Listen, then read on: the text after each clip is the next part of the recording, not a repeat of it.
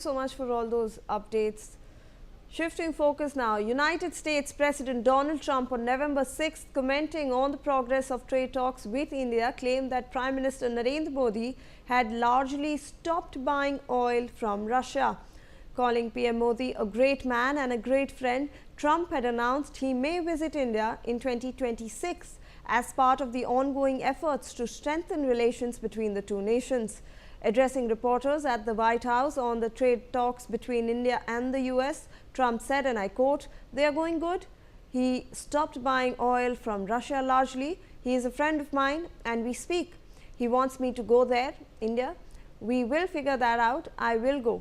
Prime Minister Narendra Modi is a great man and I will be going."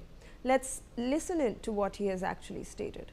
Largely, he stopped buying oil from Russia. When you plan And he's a friend of mine, and we speak, and he wants me to go there. We'll figure that out. I'll go. I had a great trip there with Prime Minister Modi. He's a great man. And Joining me on the broadcast is my colleague Aditya Vadhavan with more details on the story. Aditya, we are hearing this time and again from US President Donald Trump that India has largely stopped buying Russian oil. However, there are no claims of proof to actually prove this statement.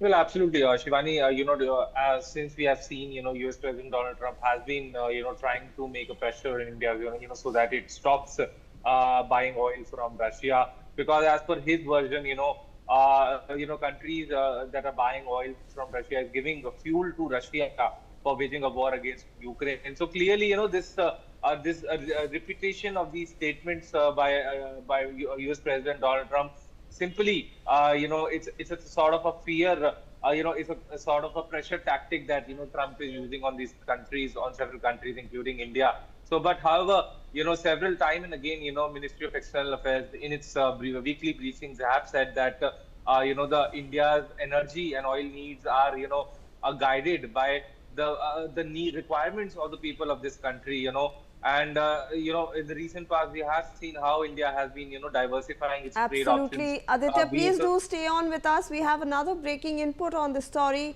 US President Donald Trump has once again stated that he stopped the India-Pakistan conflict. While repeating the same narrative, President Trump claimed that through tariffs he has compelled both India and Pakistan to stop the war within just 24 hours. Let's listen into what the US President has to say. I ended, of the 8 wars I ended, I would say 5 or 6 were ended because of tariffs. I'll give you an example. If you take a look at India and Pakistan, they started to fight. They're 2 nuclear nations. They were shooting each other. 8 planes were shot down. There was 7, now it was 8, because the one that was sort of shot down is now abandoned. And 8 planes were shot down. And I said, listen, if you guys are going to fight, I'm going to put tariffs on.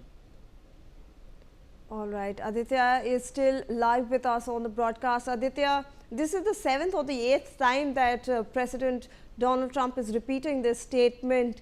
Do you think this is his way of justifying his tariffs?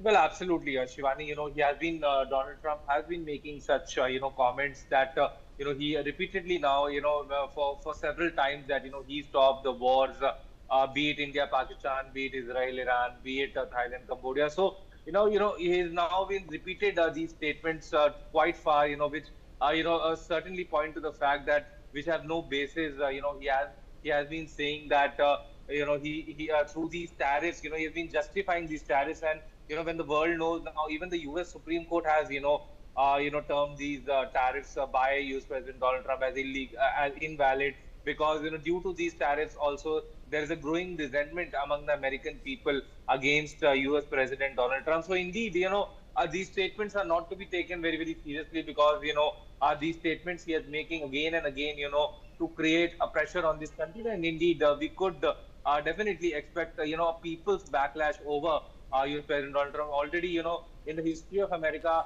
Right. the largest government shutdown has already happened. And indeed, we could see some opposition to the U.S. policies of U.S. President Donald Trump. Shivani. All right. Thank you so much, Aditya, for all those updates on that story. That's all that we have for you on this bulletin. We'll see you after this.